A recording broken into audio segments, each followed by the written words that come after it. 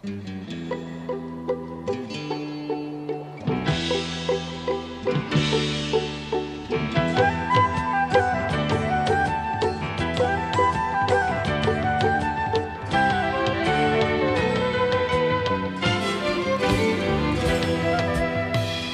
you for joining us. Our program today will focus on business education, development, and health, including the partnership and support from businesses and individuals working together to accelerate research and breakthroughs in medical science. Our guest today is Thomas Ross, the president of the Palm Beach Business Group, and he'll update us on these essential subjects following these messages. The mission of the Life Extension Foundation is to support scientific research and to gather and disseminate information related to the delay and eventual elimination of disease, aging, and premature death. The foundation is careful to commit its research dollars to projects that are difficult or impossible to fund with government dollars, institutional grants, or through other funding sources. It is essential to make anti-aging research a priority today to prevent a healthcare catastrophe caused by aging baby boomers overwhelming our healthcare systems. Education is the first step. Education is what the nonprofit Life Extension Foundation has been doing for decades. Established over 37 years ago, the foundation has provided $200 million in funding to biomedical research projects across the country. With your help and support, we will achieve this goal.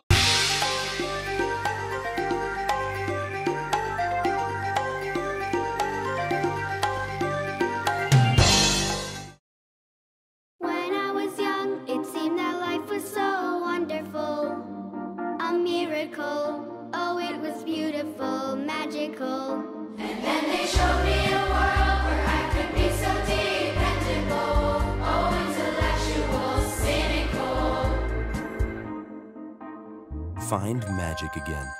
Sprout by HP. With Intel RealSense technology inside, now you can bend the rules of creativity outside. Life Extension Foundation was established in 1977 and is now the world's largest consumer-based anti-aging organization. Life-saving achievements taken for granted today were pioneered by Life Extension Foundation decades ago. Life Extension is currently funding $10 million a year in research on significantly extending a healthy human lifespan. Diseases that once plagued humanity have largely been eradicated by scientific innovation. 3 leading causes of death in 1900 are no longer leading killers today.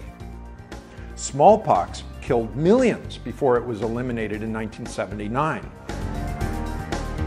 Life Extension funds research to fight biological aging so that it also will become a relic of the past.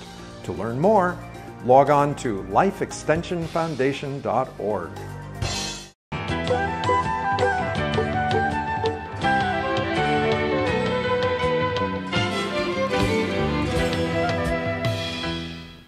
With us now is Thomas Ross, president of the Palm Beach Business Group. Thomas, it's a real pleasure to have you on the show. Thank you, Richard. Appreciate being here. Finally, we get together, and I'm looking forward to discussing many issues on health, age reversal, and other in the upcoming series that we'll be doing. But please tell us a little bit about your organization. Well, I'm president of the Palm Beach Business Group. It's a group that started in 1996. It's been initially as a networking organization within the town of Palm Beach. I was asked to take it over about 8 years ago, and since then we've kind of spread our wings so that now we do 3 events a month. We have a speaker series where we have an interesting speaker for a breakfast, we have a cocktail for networking purposes, and we have a venture capital angel forum where we have early stage companies talk to accredited investors with the idea of raising capital and services and so on. And we've built a team of people to help provide services to those companies as well, to help them get off the ground and hopefully provide, especially in the biosciences, but it could be in virtually any field, the technology to raise the money that they need and the services that they need for their success. Some really interesting companies that come to us. I can see this, and I also see that you brought this item, and I see Telomeres. Tell us about this, please. All right. Well, this is an interesting thing. Our major event is what we do at the Breakers every year, and we call it our Palm Beach Business Group Biotech Breakfast at the Breakers. We've done it now for 7 years. The last couple of years, we specialized in age reversal. And in 2016, we did a video, we videoed the whole program, all right, and this is 2.5 hours that is on a thumb drive that we provide that tells you about the scientists that were speaking on that day, and including talking about measuring your telomeres, because our keynote was Bill Andrews, who wrote the book Curing Aging, all right? And Bill is part of the Nobel team that got the Nobel Prize in 2009, and that group has now come out with Telomeres, where Telomeres takes a sample blood test, send it in, and about 3 or 4 weeks later, you get a beautiful report that reports on how old you are according to the measurement of your telomeres at the end of your chromosomes as compared to your chronological age. Let me explain what I mean. At the end of your cell, in your DNA, you have what looks like, compared to a shoestring, all right, where you've got the end of the shoestring to keep it from unraveling, all right? Well, that's your telomeres, which get shorter every year, every time you go through a cell cycle, until finally you get down to the level that you die. But if you can stop that from shortening, you've stopped aging. If you can slow it down, you've slowed down aging. If you can reverse it, you've reversed aging. So what Bill Falloon is trying to do, and we're trying to work along similar lines, all right, is be able to reverse the aging process by actually stopping your telomeres from getting longer. So what we're advocating people do is take this test, find out how old they really are physically compared to their chronological age. And when you get your report back, it costs $129 for the test. When you get your report back, it tells you not only how you stand up against other people your age, but also what you can do to continue to hopefully reverse the aging process or slow down your aging process. All very fascinating and certainly of great interest to just about everyone, all of our viewers certainly. And there's another organization, a new initiative that Bill has, which is Rescue Elders. Tell us about that, please. Rescue Elders, again, is an organization as a foundation that is trying to look at a variety of ways of slowing the aging process and being able to make that available to people. In some cases, it's not very expensive. Bill has been phenomenal in being able to locate and research drugs that have been on the market in some cases many years, such as metformin, all right, which I take, and you mentioned that you take it as well. I do. All right. Metformin is officially for diabetes. But it has the power to do a lot more than that in terms of slowing the aging process. Not official. And when I told my doctor I wanted to use it, he laughed and said, "What are you kidding? You know, this is a drug for diabetes. You don't have diabetes." I said, "I know, but I want to take it for anti-aging." He said, "Come on." You know, and he started to talk about side effects and so on. I said, "Let me show you something." I then sent him 216 clinical tests showing that metformin actually helps in slowing the aging process, not just for diabetes. He was blown away. How did you react when you pointed all of this out to him? Well, first he thought it was a joke until he saw those reports. After that, he shut up.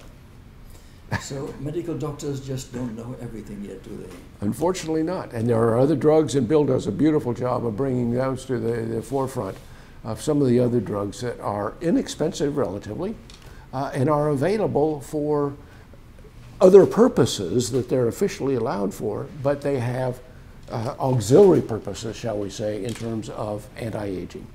And we're advocates of people being aware of those, whether they want to use them or not, obviously it's up to them. I understand one of your speakers was David Gilmour. Tell us about this gentleman. David is a fascinating guy, and this is his recent book on startups. David's in his 80s, still starting up companies. Has one now in the health area where They're actually bringing ginger and turmeric from Fiji. He also has a fabulous resort on Fiji and has done a tremendous amount of work in the education and with schools and so on in Fiji. He's the one who started Fiji Water. All right, so everybody knows Fiji Water. They may not know David Gilmore. David's the kind of guy that sits in the background, but he's a fabulous individual, and I hope he'll be working with us on our next series that we'll be doing in February on age reversal. He's a good example of it himself. All very exciting. Tell us about some of your other VIP guests. Well, also in the age reversal, our keynote this year was Michael Roizen. Michael is the guy who is the head of wellness for Cleveland Clinic, very well known down here and of course in Cleveland, and a strong advocate of wellness and anti-aging type of opportunities, such as whether it be exercise, diet, etc. He's the one who writes all the books with Mehmet Oz. So in fact, Mehmet is the one who originally introduced me to Michael, and Michael, when we were working on what was meant to be a $400 million early stage biomedical fund, before the market fell apart in 2009, he was on my science advisory board. Terrific guy, and he was my keynote for this year. And if you go on our website for the Palm Beach Business Group, you can hear his whole presentation, as well as the presentation of the other scientists that participated this year. Hopefully we'll have them on this type of a thumb drive by the time we come out with our next event, which will be February 23rd. And we would like to cover that for ABC TV 25 and of course broadcast it nationwide as well, not just on your website, and enhance and complement the message that you're presenting. Thank you, that would be terrific. I'd be all in favor. Tom, I'd like us to take a pause for these commercial messages. We'll be right back. Human age reversal. We may be there already. Human studies are now ready to begin to confirm meaningful reversal of pathological aging processes. These clinical trials aim to alter older humans so that they function as much younger individuals. Even modest success will result in a paradigm shift that will impart enormous societal benefits, such as sparing Medicare from insolvency. Life extension is not standing idle while 5,000 Americans die each day from age-related illnesses. Joining us are physician scientists who want to hurry up these technologies to keep people from aging to death. While life extension is pushing these projects forward, we need financial help to ensure these studies are carried through to fruition.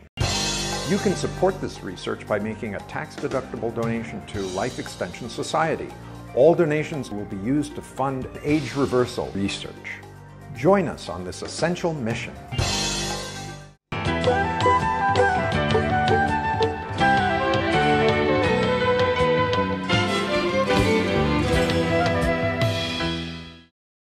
We're back with Tom Ross.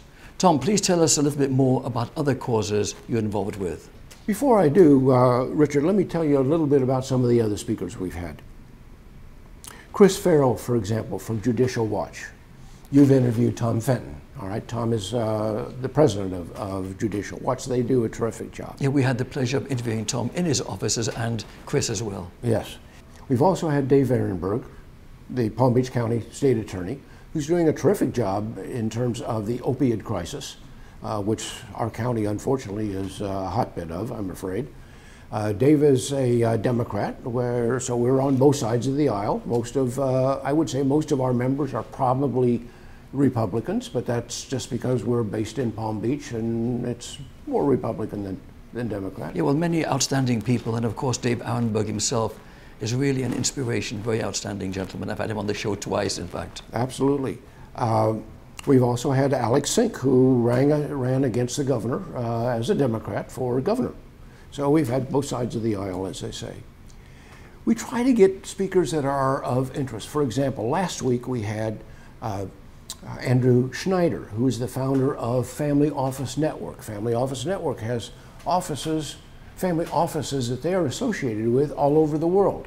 So that one of the things that I want to be able to do with the companies that we try to help raise capital for is to be able to distribute through family offices, because they get interested in philanthropy. They get interested in backing particular objectives. They get interested in early stage companies that venture capital companies wouldn't be able to look at. Hedge funds would be too big for, and so on. So we feel that we can help our companies raise the capital that they need through family offices as a vehicle.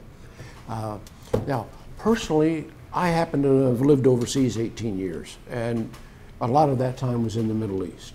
I was in Iran when the Shah was overthrown, for example.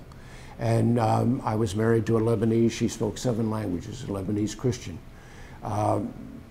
We happened to be out of Iran when the Shah was overthrown, so we missed Argo, thank God. You missed Argo. Please explain to our audience what you mean by that. The film Argo. Many people remember the film Argo about the guys that were, when the embassy was taken over, a certain number of American embassy employees actually hid with the Canadian ambassador.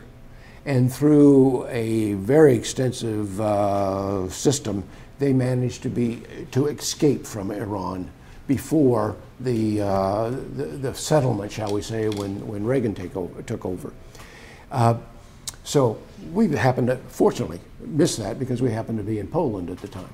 But point being, the story of the problems with Iran and the possibility of Iran, which at that time had a strong relationship with Israel, and very much involved from the standpoint of the security system in Israel and Iran were strongly linked. You wouldn't know that today with the attitude coming out of Iran, but with the Institute for an Open Society in the Middle East, which is headed by the son of the Shah, we are active in trying to extend human rights and women's rights into the Middle East and into Iran. Another mission, shall we say, that I happen to be involved in. And I would say an extremely essential one. I'd like you to tell our viewers a little bit more about that, and also not necessarily only a concern with regard to the previous good relations that Israel had with Iran, but you're also concerned for the rights of Kurds and Armenians, and now also the situation in Burma. Tell us about this, please. You've seen on the news the information about over 500,000 people now being refugees from Burma because of being persecuted by the Burmese government and so on. And they've been moving into Bangladesh. One of my speakers was the doctor who was the head of a hospital in Bangladesh in that area. And I'm contacting him again to see what is going on there and what we may be able to do to somehow help some of these refugees that are coming over in very bad circumstances. There happen to be a Muslim sect. But we've been active with the other group, also with the Zahidis and the Christians, of course, that are being persecuted out of Iran and out of northern Iraq and Syria by ISIS.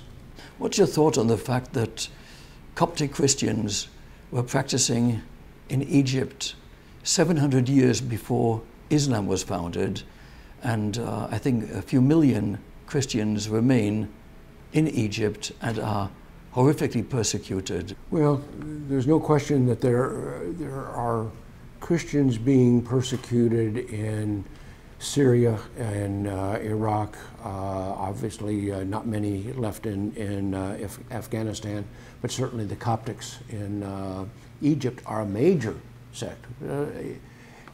A large population, but a small percentage of the population.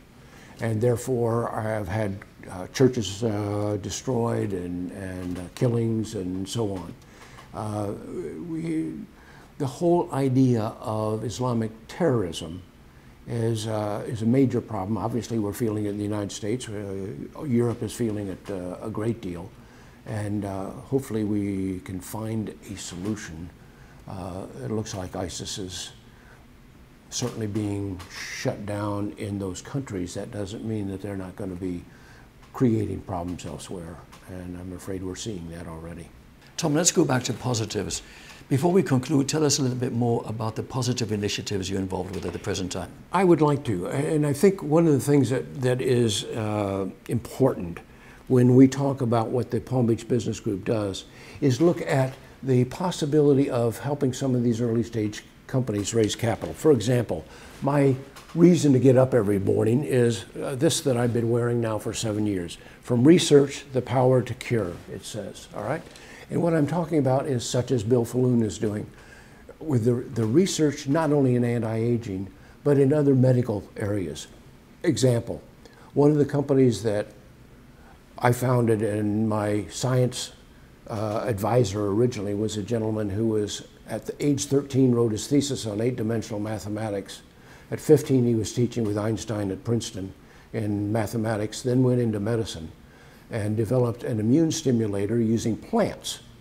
So we're using two common weeds predominantly, where we use the plant mitogen, a derivative, to treat cancer.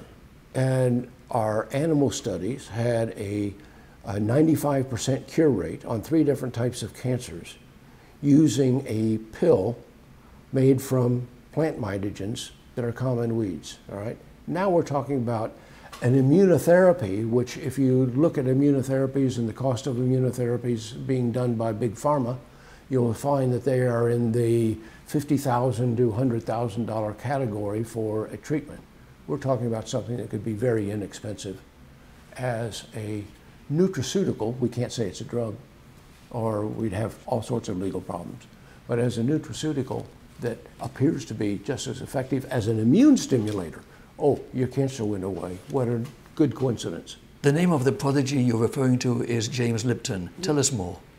James was obviously a child prodigy when he was 13, writing his thesis on why the world is 8-dimensional, not 4-dimensional. He was the first guy that said so. He was teaching with Einstein at Princeton. At the same time, many of you have seen the movie A Beautiful Mind with Nash, all right? He was there at the same time. But was not well known as a child, teaching at 15 basically. He was too young to be a student. When Einstein died, he didn't get along with Oppenheimer, so he went into medicine.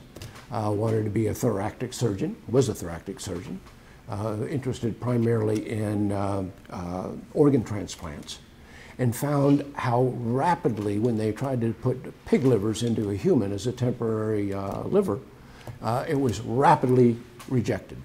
And that gave him the indication of how our innate immune system, as compared to our acquired immune system, operates so rapidly in a rejection. And that's what he used then to ultimately funnel down into the point of the technology that we're now using for innate immune stimulation using plant mitogens. And the possibilities of that being, again, a revolution in terms of low-cost cancer treatment, but in other diseases. Because if you're stimulating your immune system, that's what you want to do for not only cancer, you want to do it for all sorts of immunodeficiency diseases. So that's one of our other goals. This is really very provocative and fascinating, and brings to mind that Bill wrote a book called Pharmocracy.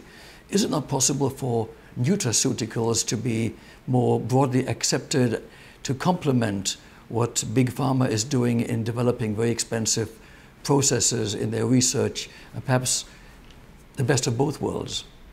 Well, we certainly think so. It's amazing to me, and to anybody who, for example, needs a cancer treatment outside the United States, where it might be a fraction of the cost of what it is here, why would we have to spend so much money for drug development? And yet you want it safe, and I understand that. What Bill has found, and what we are targeting as well, is ways where nutraceuticals might be as effective or almost as effective as expensive drugs in terms of treatment of age-related diseases, including cancer.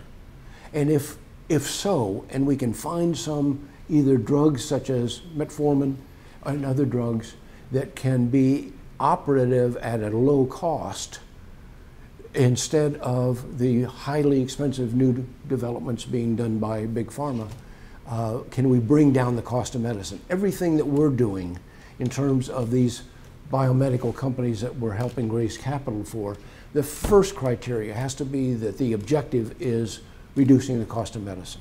It's the only way we can get by eventually with the cost of medicine in the United States being so expensive.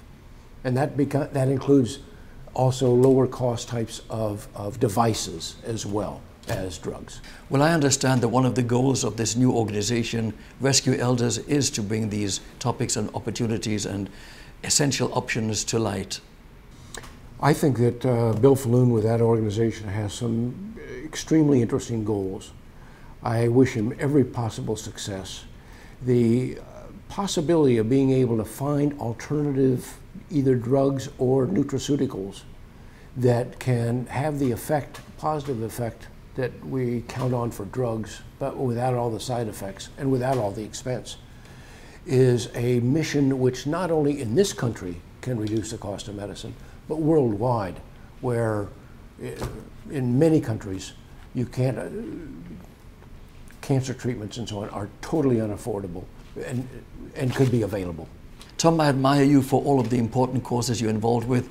I wish you a lot of success with them and look forward to doing another interview with you shortly. Thank you very much, Richard. I've enjoyed it. I appreciate the opportunity, and hopefully people will enjoy the message that we're bringing to them today. Thank you, Tom.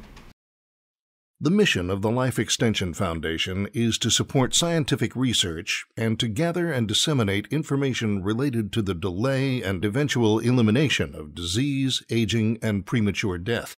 The Foundation is careful to commit its research dollars to projects that are difficult or impossible to fund with government dollars, institutional grants, or through other funding sources. It is essential to make anti-aging research a priority today to prevent a healthcare catastrophe caused by aging baby boomers overwhelming our healthcare systems. Education is the first step. Education is what the nonprofit Life Extension Foundation has been doing for decades. Established over 37 years ago, the foundation has provided $200 million in funding to biomedical research projects across the country. With your help and support, we will achieve this goal.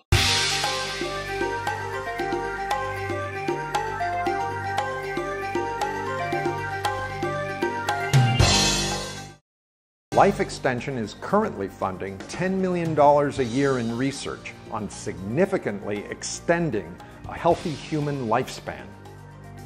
Diseases that once plagued humanity have largely been eradicated by scientific innovation. 3 leading causes of death in 1900 are no longer leading killers today. Smallpox killed millions before it was eliminated in 1979. Life Extension funds research to fight biological aging so that it also will become a relic of the past. To learn more, log on to lifeextensionfoundation.org. This brings us to the end of our special show for today. I'm Maya Brandt, and thank you for being with us.